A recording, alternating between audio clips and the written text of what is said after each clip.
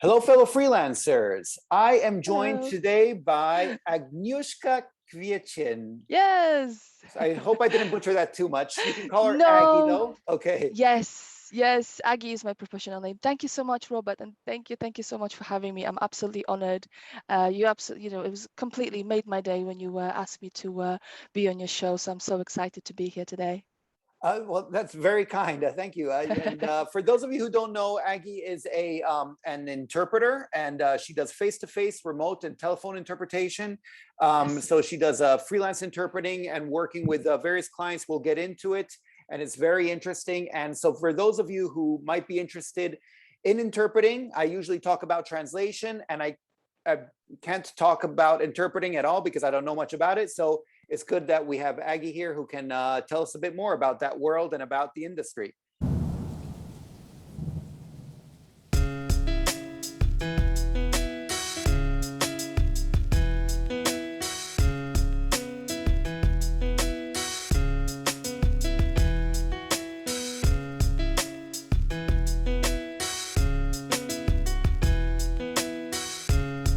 Yes. Yes, That's perfect. yeah. So, so yeah, to start off, I guess if you could just tell us how you got into interpreting and what your story is and how it became your career. Yeah, sure. So it was a complete, you can say it was a complete accident. I studied English and we had an already assigned program, if you will, and it was teaching. And my friend, I was my final years of uni, so I was doing my MA, and a really good friend of mine went and did this course. It was an intensive course in both translation and interpreting, but the specificity of the interpreting was conference. So the school had a whole purpose-built studio with actual booths, with an actual console. It was really, really cool. And she was raving about it. She was telling me how cool it was. And I just randomly said to myself one day, okay, I want to learn how to be a simultaneous interpreter. It sounds really difficult and I like challenges. I'm one of those people who will say, okay, if something is tough, I'll probably have a go at it. So I went. We had to do like a whole exam, and I kind of laugh at it looking back because there was just a group of really talented people in the corridors, and they were all kind of stressing, going, even though it was a paid course, you still had to pass this mini exam. So it was sight translation, which is like the easiest thing. I mean, to me at least, it is the easiest thing that you will ever do. Interpreting related. So it's essentially picking up a piece of writing and pre-reading it if you have the time, or just reading it out in the target language. That's all it is. But we were like, oh, I was so stressed out. So when I got in, I was absolutely over the moon, and I spent a better part of a year. It was between 2009 2010, and I remember it was the brisk very cold Polish winter, because my language is Polish, my working language is Polish, and I used to get up at silly o'clock on a Sunday morning. I think it was something like 5, and I would trek 2 miles to get into town to catch a bus. And because it was a Sunday, they didn't actually stop at the place that I needed. So I had to say, okay, Mr. Driver, when we get to the dual carriageway, please open the door quickly so I can jump out. So that's what I used to do. And then walk another 3 miles, beautiful, bracing cold Polish morning, with glittering snow everywhere. And then we would just pack ourselves into this like womb-like dark booth, and we will spend the morning up to the lunchtime doing interpretation techniques. So we started with, and again, I'm a very competitive person. We would have this mini competition. So we would get a piece of recording and we had to transcribe it. And I was always like with my booth mate, like, come on, Łukasz, come on, let's do this. I know what it says there. Let's write it down. Let's write it down. I always wanted to be the first. I know it's crazy. And then we did, basically all the techniques that you need to interpret commercially as a conference interpreter: shadowing, chunking, decollage, all that. And it was the most fun that I think I've ever had learning anything. I do love learning and I do love studying, I'm 38. I just turned 38 this week, but I can say that I'm like a eternal student. But as I went, more into it, I thought, okay, because I back until then I didn't really have like a clear plan of what I want to do after I finish the uni, which is something that probably a lot of us really have when we are just starting off, because you have so many options. And I thought, okay, I really like doing this. I'm good at this, even though I've never did anything translation related before or interpreting related. And I thought, okay, this is my plan. I'm going to move to the UK and I'm going to learn everything apart from the language. So the culture, the mores, those all those socio political, subtleties, basically everything that you can't just pick up from having the best library or having the most resources in a country where your native language is your basically native language, because it's very different to learn English, study English, but it's very different to kind of immerse yourself in it. So that's basically what I did. I packed up, um, and I left for England one day, and this was exactly almost 12 years ago. And since then, I have been doing a number of jobs. A lot of them had nothing to do with interpreting, but as soon as I could, I hit the ground running and I started doing little jobs for some local agencies. And it's mostly PSI, which is public service interpreting, or it's also known as dialogue interpreting. And a lot of people know it as community interpreting, because unlike conference interpreting, where you basically take part in plenary sessions, conferences, meetings of politicians, very high profile stuff, you're basically kind of at the coal face of human life and human experience. So PSI is pretty much every aspect of human life you can think of, from birth to death. This is all what PSI covers. And if we were to maybe equate conference interpreting to that distilled thought and exchanging ideas and very intellectual, very cerebral level, PSI is all about emotion and human experience. And this is why I find it so fascinating, because it can teach you a great deal, not just about, interpreting itself. You can become an expert in 15 different ways that different local authorities call an individual educational plan. But you also learn a great deal about humanity and human life and human experience. So this is what I found like really captivating.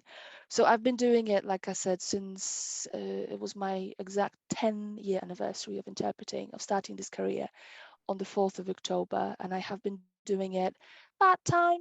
And then in 2018, I turned it into a job. So I do it full-time as of now, as of 2018. That's it. Perfect. Oh, wow. So, and just to get it clear, because I don't know much of the basics either. Yeah. Because you said that you did simultaneous interpreting first, but PSI, that would be mostly consecutive interpreting, correct? Ah, Or well, yes and no. So this okay. is a great point, and thank you for bringing this up.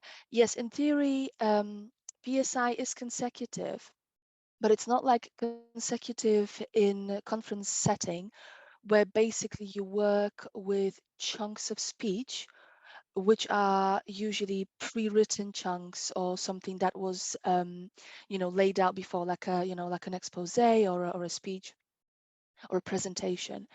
Whereas PSI is dialogue. So we don't really use, I mean, I do use a lot of techniques. I can actually show you. I've got Andy Jows's book. This is something I learned from as well. This is for conference interpreters, but a lot of techniques can be transplanted into PSI. But we don't really work with text, it's live speech. So a lot of the time you can get away with no note taking whatsoever. So if someone just says a sentence, if you have a good short-term memory recollection, that's retention, that's it. But more often than not, when people start to talk, they want to carry on talking. So I take notes and I just scribe down whatever they're saying. And when I feel that they finished, or when they just say, okay, interpreter, you can say that, whatever I said, and then I render it in the target language. As for simultaneous, it is used, and it's used, in my experience, most often during court proceedings. For example, if there is a hearing, mostly family cases and employment tribunal cases, where employees bring their claims, for example, for unfair dismissal or racial discrimination or constructive dismissal, any of those workplace disputes.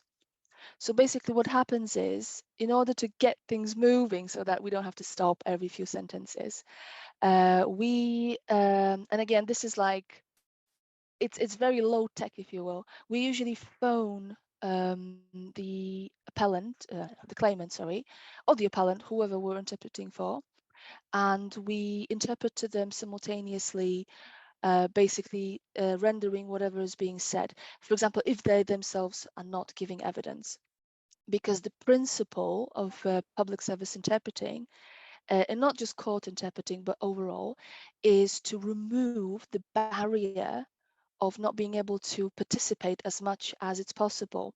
And that means that I wouldn't stop and explain every detailed technicality, because even if someone speaks Polish, and even if they are in a Polish court, they won't understand everything, because legalese is quite a particular type of language. But it's about allowing them to participate as much as possible without them, without them being, disempowered, if you will. So we do use simultaneous, and I would say the conditions that we work in, I always like to joke that we are like the commando SEAL, like the Navy SEALs of interpreting world, because we work in very tough conditions. Before we started this interview, Robert and I were talking about sound and how sound is very key to our performance, but very often there's muffled sounds, shouting, screaming, construction work. And we also work for longer periods than it would be acceptable for a conference interpreter. So it's not uncommon for us to simultaneously interpret for an hour and a half. Although I try to draw a line at an hour, but yeah. The key distinction between conference simultaneous and PSI simultaneous is that it won't be, PSI is only as good as it's possible to get it, because we more often than not have no access to any materials. We can't prepare, we don't get given, even when the solicitor, even when the barristers prepare something called submissions at the end of a hearing, when they, deliver this speech to the court to try and, sway them to make the decision in their favor, we don't have access to that. So there's lots of things that we can do to make it easier, like asking them to slow down. This is, again, like my middle name. I always very often have to ask them to slow down. But it's very, very taxing, and it's very, very tiring. So yes, there is simultaneous, but it's probably nowhere near as pleasing and aesthetically, elevated as simultaneous in, say, a UN Commission meeting.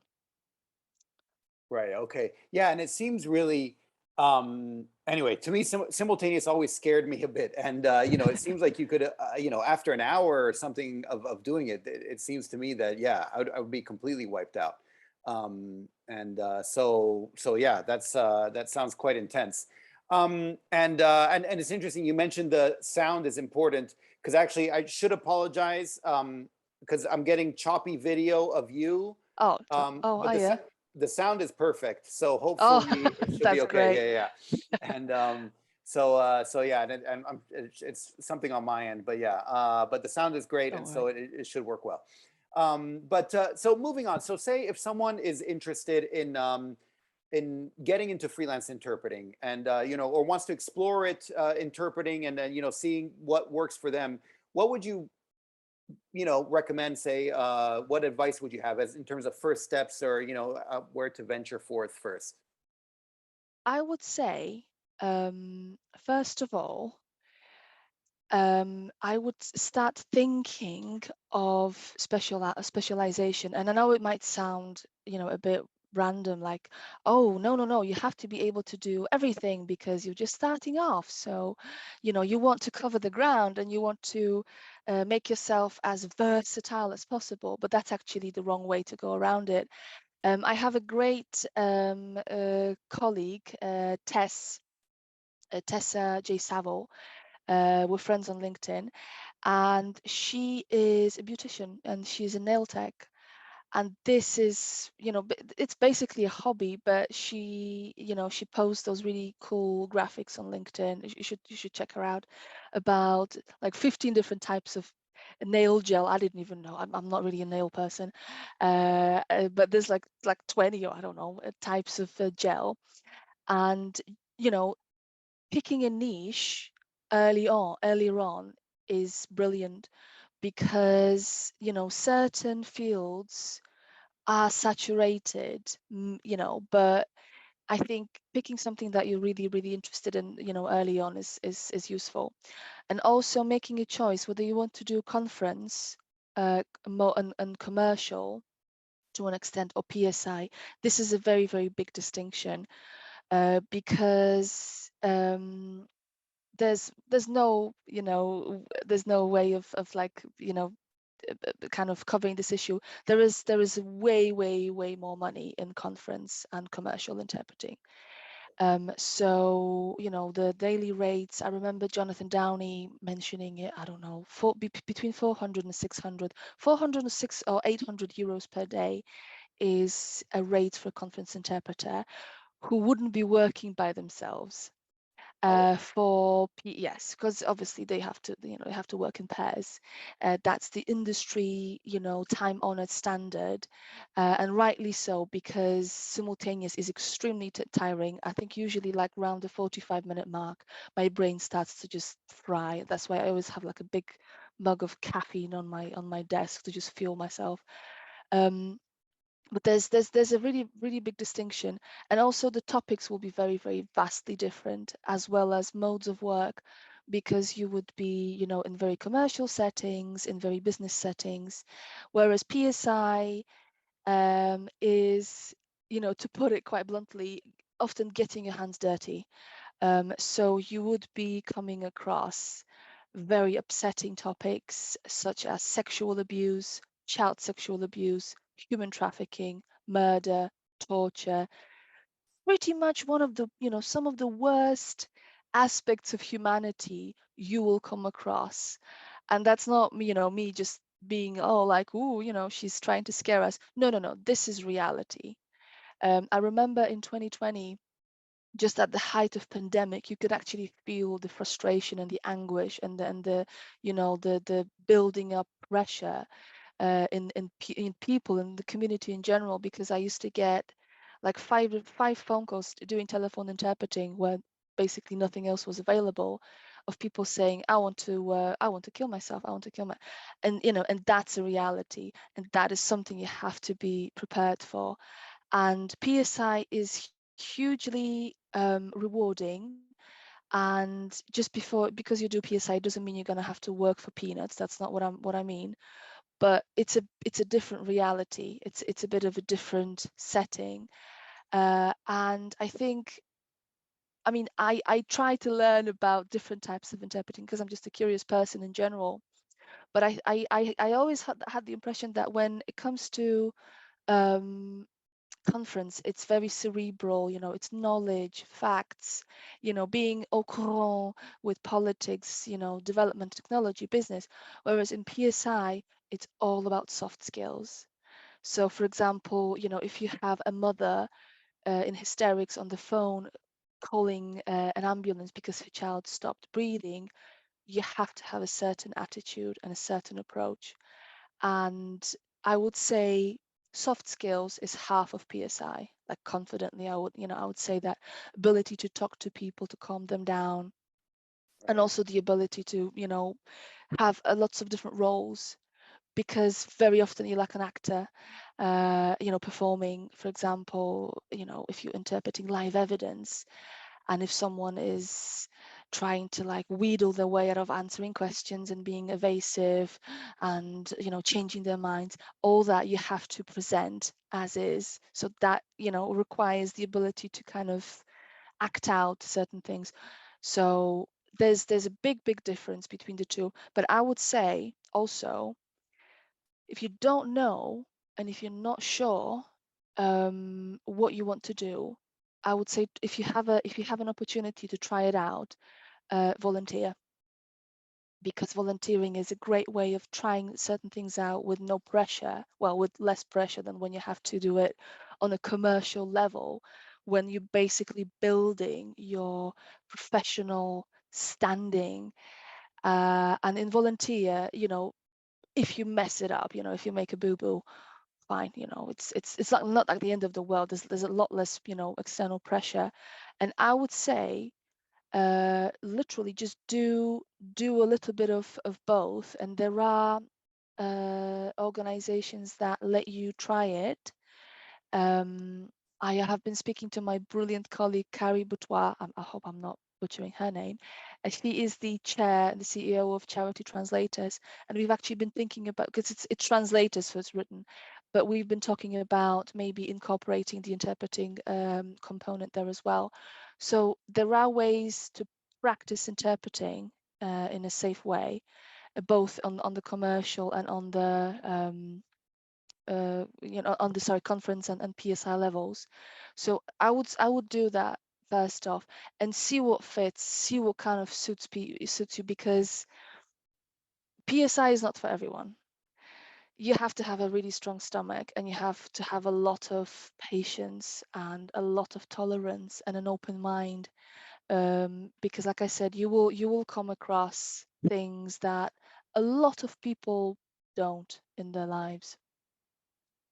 Okay, and it's so, and sorry, just to get it straight, because PSI, public Yeah, service interpreting, does this usually yeah, mean like that you'd be hired by the courts, yes, or yes. so yeah, you would get in touch with the courts and Yeah, or you work with them directly? yeah. Okay, You primarily work with agencies okay, or legal firms okay, or smaller companies. There are a few big providers for PSI, for public service interpreting, for courts, hospitals, local authorities. But like I am a free agent. I just like to approach certain organizations that I know I will be a good fit and say, okay, you know, I know you've got basically this need, and I can you know, fulfill this need. But you are a freelance, so you have to be basically your own kind of one man band, one woman band, one person band. And yes, it's a freelance position. I okay. don't know of many. Sorry, I do remember there used to be in-house interpreters employed by the NHS, and it does happen in. I know it happens in Scotland, uh, but it's very rare. It's usually casual, which means you get an offer, you say yes, I can do it, or no, thank you, and that's how it works. Right. And so if someone's starting out, what will they need? Like, are they going to need, you know, the right equipment, or what, like, what will they need to buy, let's say, in terms of financial outlays? So in 2020, I was sitting this diploma in police interpreting exam. I am a really weird person in that way that I like exams. Um, I don't I Sounds don't like know. it. Pardon? It sounds like it. You see, you were excited about your the first exam, and I yeah, was. I don't know what it is, but I do really well when I'm under pressure. And I had good memories about exams. So I was doing this exam for professional certification. It's no longer in existence. This Chartered Institute of Linguists basically withdrew it, which I'm very sad about. And by the way, that qualification, the DPI, actually requires solid note-taking skills. So there's no way you can pass it without note-taking skills. But that aside, I thought, okay, I need a good camera, because I want, to be able to have the most chance of being. Oh, the exam was carried out remotely, I forgot to mention. So I wanted to make sure that I am seen and I can, present myself well. So I would say, because there's so much that's happening online these days, I would invest, and this is really going to pay for itself, good external USB camera and a Mhm. headset. Now, camera can be a bit of an expense. Headsets, less so. I mean, this one is a Jabra Evolve, and it cost me £40 on Okay. eBay. I want to say eBay, but you can get cheaper ones than that, because I am a stickler. I'm a musician as well as an interpreter, so like sound quality is so important for me. So I'm a real stickler for sounding good, even if I say nasty things. Like sometimes you hear it's a thing, when someone gets arrested and they say, "Oh, you cop, you go and just to yourself," Right. uh, so I want to be able to provide good crisp sound. So whatever you're going to be doing, the the best, I'm like, trying to be a whiz, a maven at everything. The best person to ask about these things is Agnieszka Drzaszcz Sababady. Her and her husband Robert Sababady run an online, it's just amazing. They basically launched it in the middle of the pandemic. She's a Polish conference interpreter. They launched this interpreting hub. So basically they do events, and they have the whole thing, worked out. She's probably the best person to ask about headsets. But yeah, headset with the external microphone and a camera. And also, interpreting is obviously our size here to stay. So having a quiet office and having a space where you can just be, in peace with no distractions. I know it's can be a bit of a challenge, if you have a family, children, pets. And also I invested in this. This is my screen. It's basically a roller blind that's fastened to the wall, to the ceiling, Oh. because I don't want people to see my house. It's messy. And I also have a spider mold on the wall, so that can freak some people out. But I would basically invest in those three things. But other thing that I would invest in is networking, is contacts, because that's how you get jobs. That's how you get opportunities. That's how you get into good projects. Um, there are so many professional associations as well. I was writing on LinkedIn about this couple of weeks back. Uh, it's how you can really find your footing, because even if you say, for example, want to try something new, there might be a colleague who might be looking for someone, or they might recommend you. So I would definitely invest in people in a way that you build, a network that's going to be enriching for you and that you can give something back to.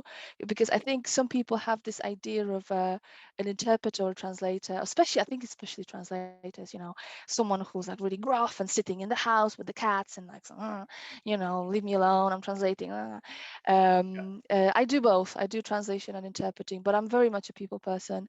So I find that it's the strength really, that it's a big asset to be able to make contacts and create meaningful connections, because it really opens up the whole world uh, for your professional development.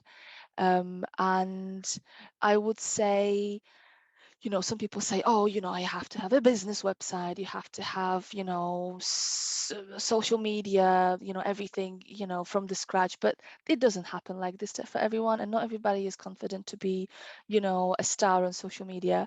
But I would say create a network, and also find a professional association, because there's always something going on that you can get involved in and try different things, and find your footing and find something that you enjoy. It's basically like invest in being more with people. That makes sense.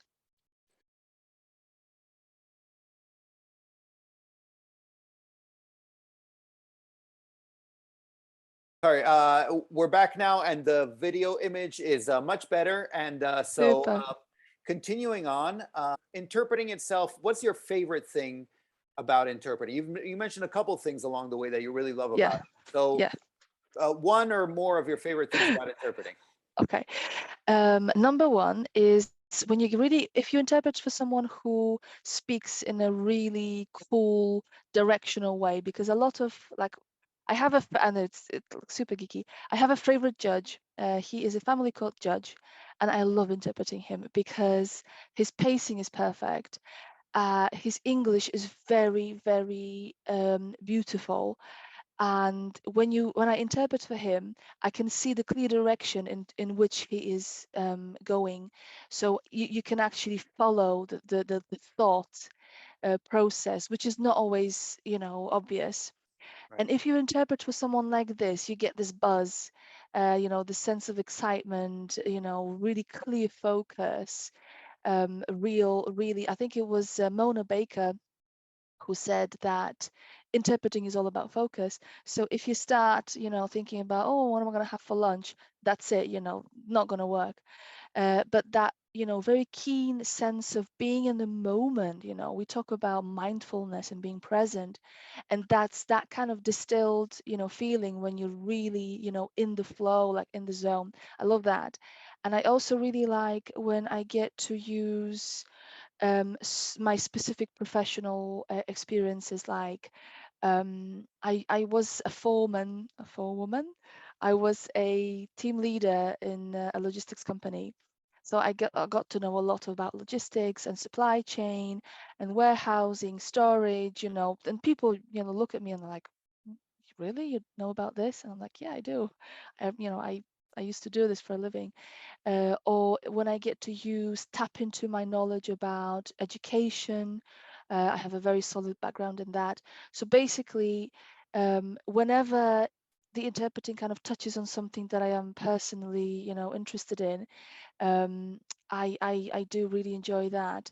I really enjoy basically leaving the house because we've been starved of face to face for such a long time during the pandemic, and I was just chained to my desk just like I am now.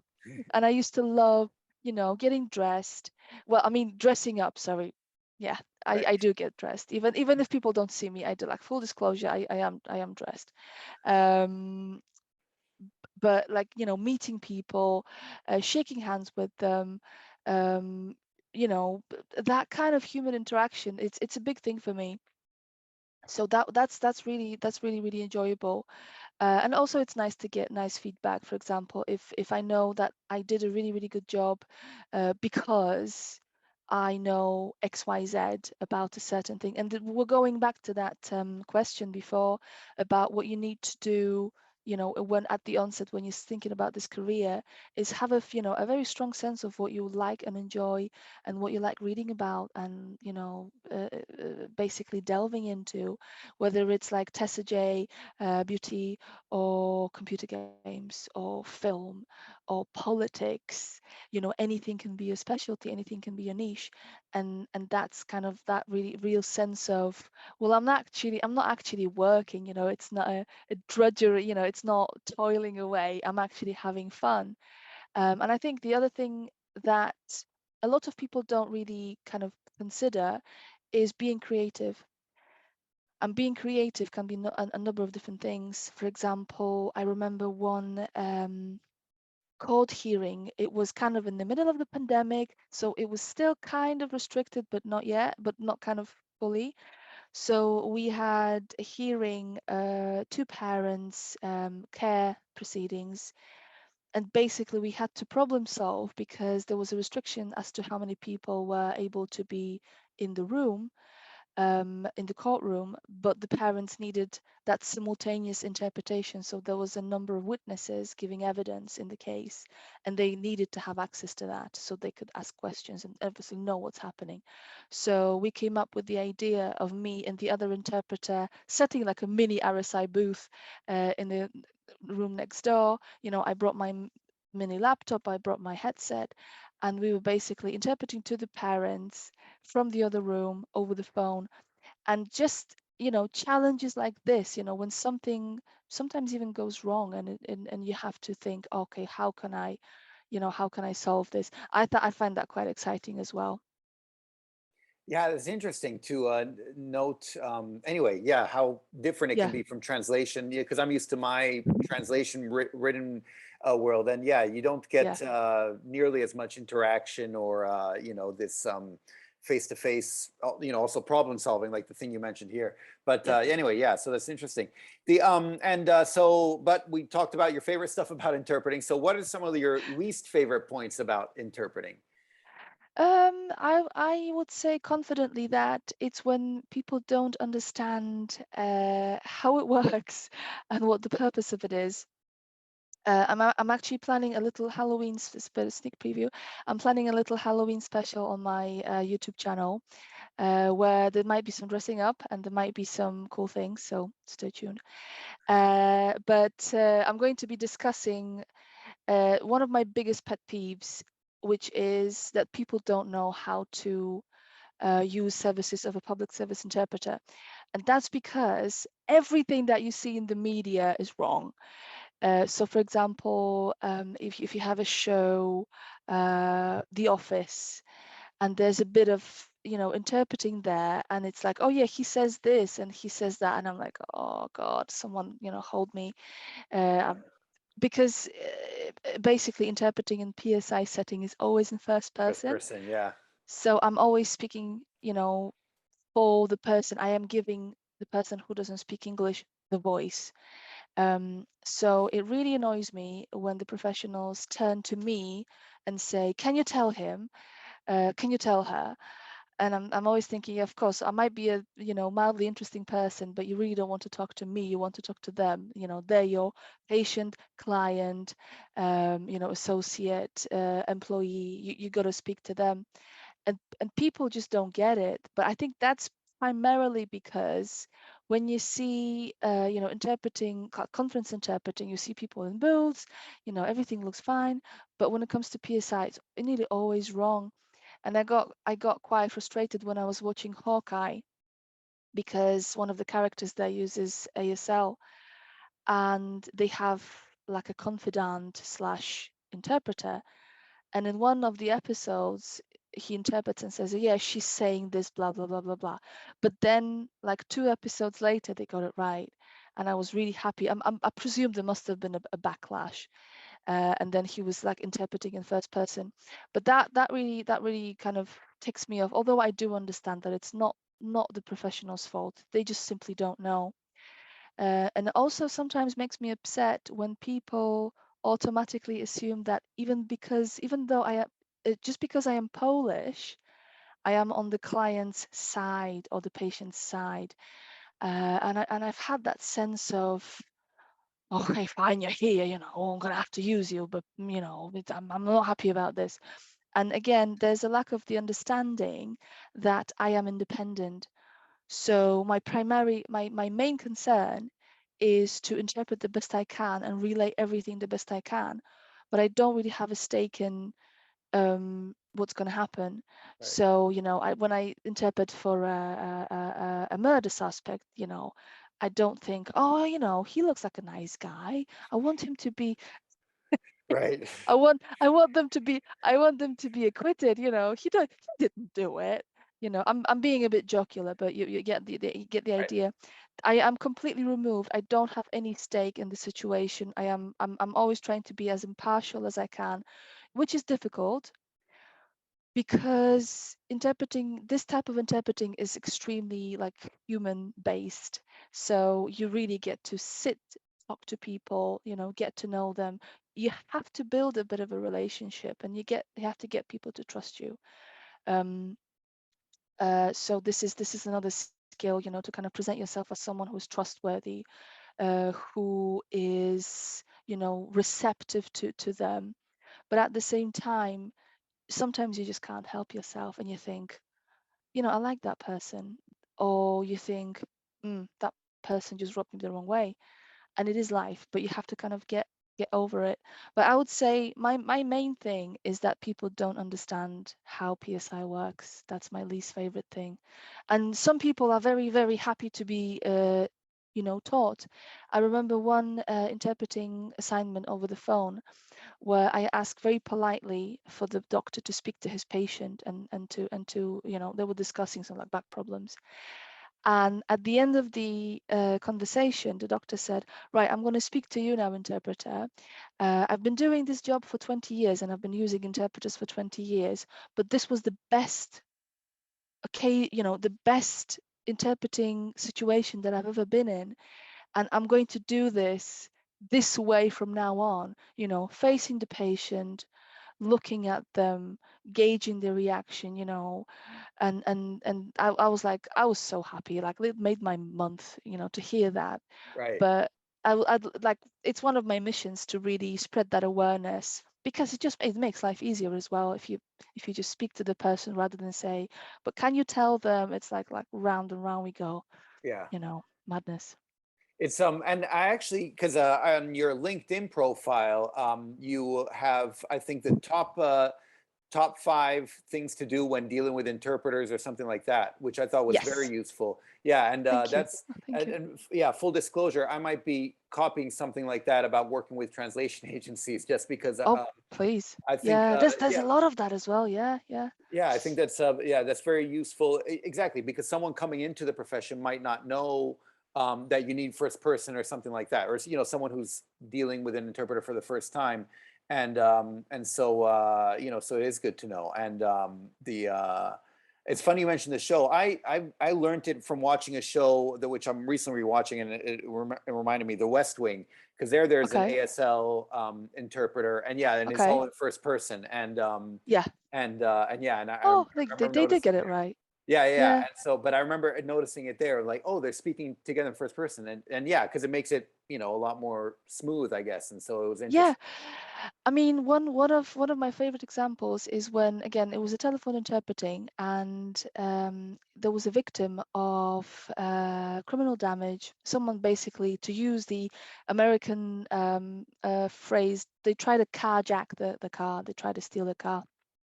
So the victim was male, the offender was male, and there was also a friend who came to the victim's rescue, who came to help them, who was also a male. Right. And the police officer, it was like a car crash on ugh, on steroids. So the police officer was saying, "Oh, can you task him if his friend was there when he was trying to get?" I'm like, "Okay." I'm so sorry, officer, but please can you speak directly to the victim, because we have a male offender, male victim, and a male witness, friend/witness, and it's impossible to make out. Again, very frequently comes up in cases with care proceedings when you have a mum, a daughter, and a grandma. So my always my my is to say that. But again, if someone, if you see something repeatedly shown incorrectly, you gotta start like thinking that this is the right way. And we do learn from television a lot, and people do pick things up from there. So yeah. Right. Yeah, unfortunately. It's Yeah. yeah. But yeah, no, so it's good to anyway, yeah, I thought that having the guidelines was interesting, but yeah, and it makes sense. You have to kind of explain it, and it must get annoying, yeah, Yeah. to have that. Yeah.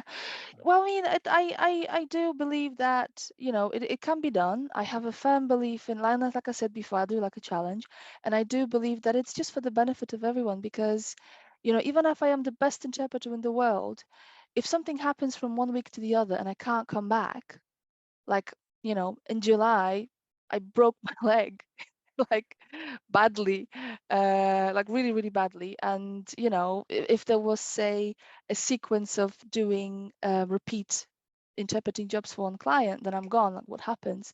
But Right. a lot of people, like, it's not about, it's basically what I would like to put on a t-shirt. It's not about me.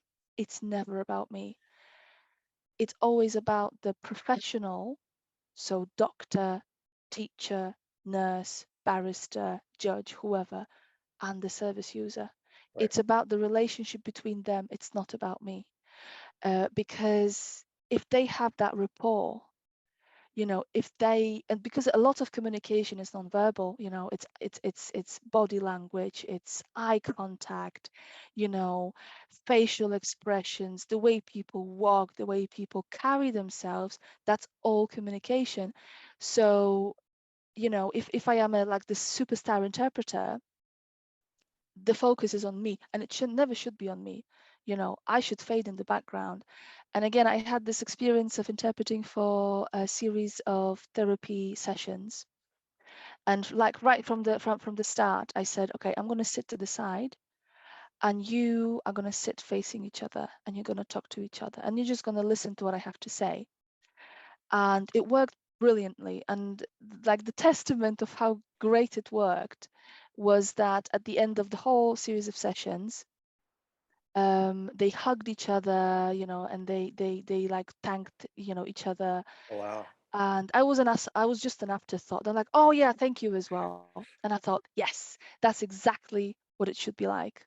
It's Right. it's exactly that's the best outcome I could wish for, because interpreters come and go. People have different styles. People have different personalities. But if I am too present, the whole balance is affected, and it's Right. always about them, it's not about me. And wow, and yeah, that's interesting. It's and another thing you mentioned, I think you mentioned this in one of your blog posts. By the way, I'm going to Mm. link to yes, you have a Oh, YouTube thank you. channel, I do. and yeah, if you want your LinkedIn, and we'll have links to that down Awesome. below. Thank you. And you mentioned somewhere about about safety, and Yes. it was something you said, not being alone with a service user, and this Yes. surprised me, although I guess it makes sense if you're interpreting. However, but if you're meeting in a court of law or something like that, is safety. So yeah, if someone's just starting out as an interpreter and they're going to the Yeah. first meeting, what are some Yeah. things they should be worrying about in terms of Yeah. safety? Put it that way.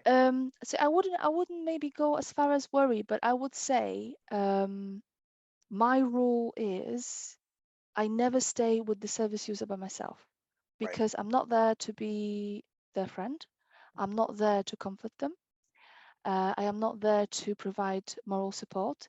They can have someone like this in the court of law in the UK. You can bring a friend, you can bring someone to support you, no problem.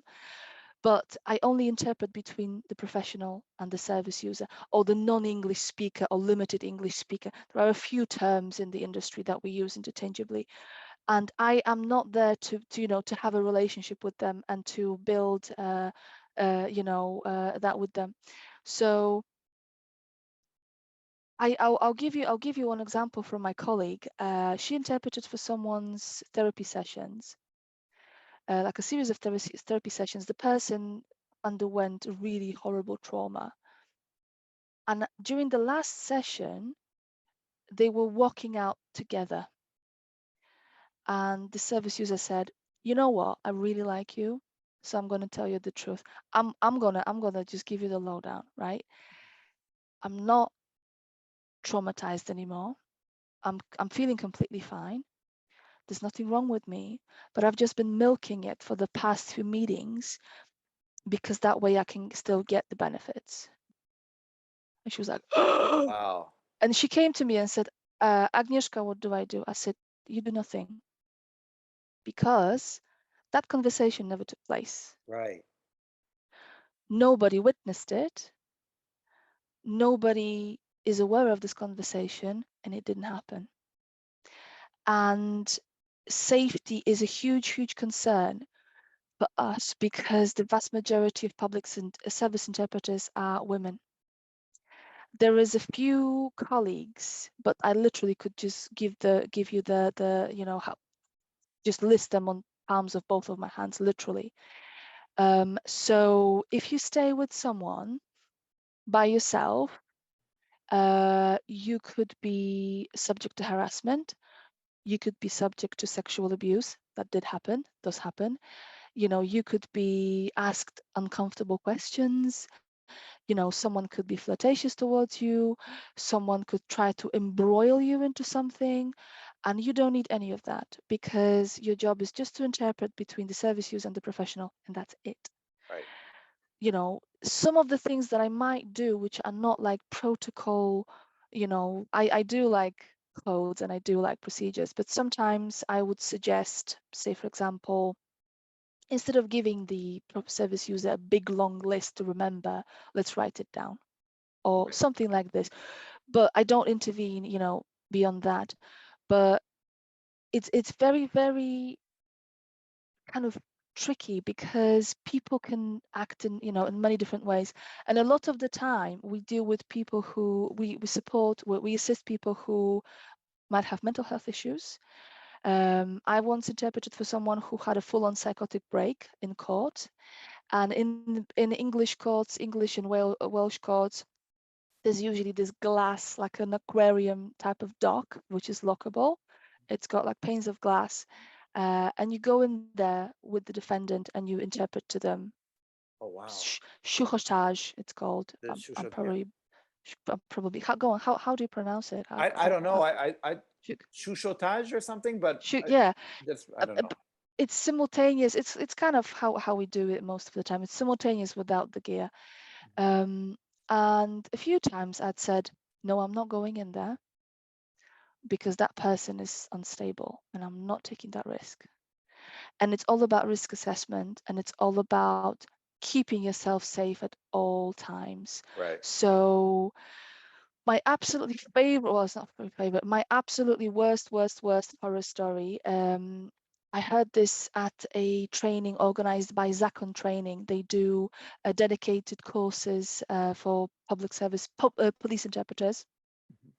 Female interpreter was led to meet this Polish, I don't know if he was Polish, I might be making stuff up. Anyway, there was the defendant. And in police stations, there are those metal cells. They're like, metal doors, like bolted, proper metal doors for holding cells. And the police officer led her to the defendant and said, okay, this is your client, get to know each other. And then he locked her in for half an hour. And What? the charge was rape. Oh, I'm wow. not making this up. Yeah, I'm not making this up. A lot of people don't have that awareness. And I have had situations when the guards would say, yeah, go in there with him. I was like, why? Yeah. Oh, sit with them there. Why? Why would I do that? I don't need to do that, and keeping yourself safe is very, very important. I mean, I'm talking extreme examples. Chances are it will never happen to someone, but there is a whole, I recommend looking up policies on loan working, because there is risk involved, I always choose to sit in a communal area, and I always very politely say to the service user that I'm not allowed to speak to them, and we will only speak when the barrister or solicitor or doctor comes in. And I just try to keep myself to myself, because that's the best way. Right. Okay. No, that's yeah, that's very good advice, I'd say, because it's Thank you. something at least for me that I wouldn't have thought, especially if you go into a court of law, you Yeah. probably think, oh, I'm safe here since it's, but yeah, it's Not always, yeah, no. not always. So on a bit of a lighter note, Yes. I've heard that you have some tarantulas. I do. I've got Yes. 7. And oh, seven. Wow. I've So got 7. Yeah, I was wondering if I we could can. meet Yeah. one or two of Uh, them. oh, right. I was gonna show you Ambrose. He's one of the more chill ones, but he's flicking. Now they are very, very interesting creatures. They're very misunderstood. I find them really cute, but that's just me. They don't bite, they flick. So what they do, if you pee them off, if you like do something they don't like, they'll turn with the bums towards you and kick little hairs from the abdomen, and they're very itchy and unpleasant. Okay. But this is Ambrose. I'm not sure if you can see him. Oh Oh, there he is. yeah, Oh, there. I'll tell him. Oh, he's moving Yeah. because I'm moving the tank. So he Yeah. is a Mexican flame knee. This type of tarantula is one that's very often featured in films Okay. because they are presumably quite docile. They don't like launch themselves at you. But I have a total of 7. My oldest one is probably 5, but they can live up to 35 years. Oh, wow. And I've got a Brazilian white knee called Max from Max Payne, which is one of my favorite computer games of all time. I'm a total nerd. Sorry, not sorry. And I've got quite a few of them, and they're all different. They all have different personalities. They've got the little quirks. They like to work in the tanks. They like to move things around and fill up things with like the medium, like the cocoa acquire kind of ground up cocoa coconut husks that they live in, and they dig tunnels. And it's really interesting. You can't see it, but they're all laid out all across my desk, so I'm never alone. I always kind of look at them, and they keep me company. But yeah, that's one of my weird hobbies. Interesting. Yeah. It's but so just out of curiosity, but they're all in Yeah. separate Oh yes, things. yes, Yeah. yes. Yeah, Okay. the cannibals.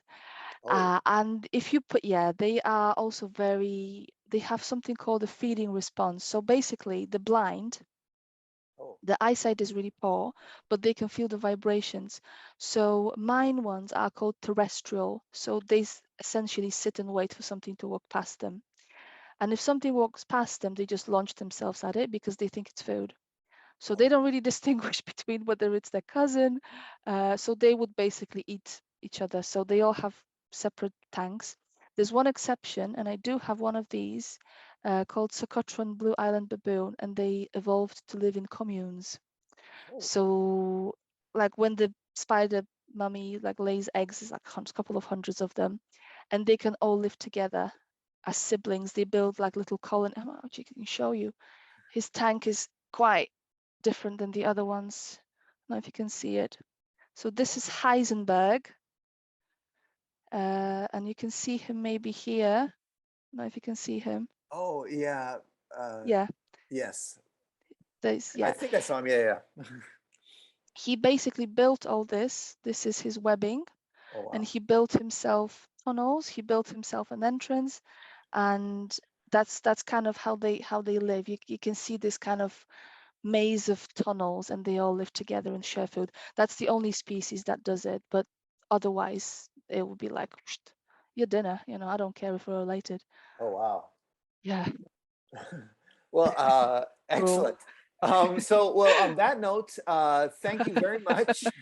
Thank you. And no, and thank you. This has been extremely informative. Yeah, at least for me, Oh, thank you a so lot of much. this is new, and so yeah, I think it's a perfect primer for people. If someone's interested in getting into translation or interpreting, about what's involved in some of the first steps. So yeah, thank you again, and No, that's my pleasure. I had so much fun. I'll leave links once again to to get in touch with Aggie in case any of you are interested, and Absolutely. but otherwise, thank you so much, No, thank you. Thank you so much for having me. and on that note, we'll talk to you next time. Okay, Thanks, brilliant. bye. Thank you so much. Thank you. Danke sehr.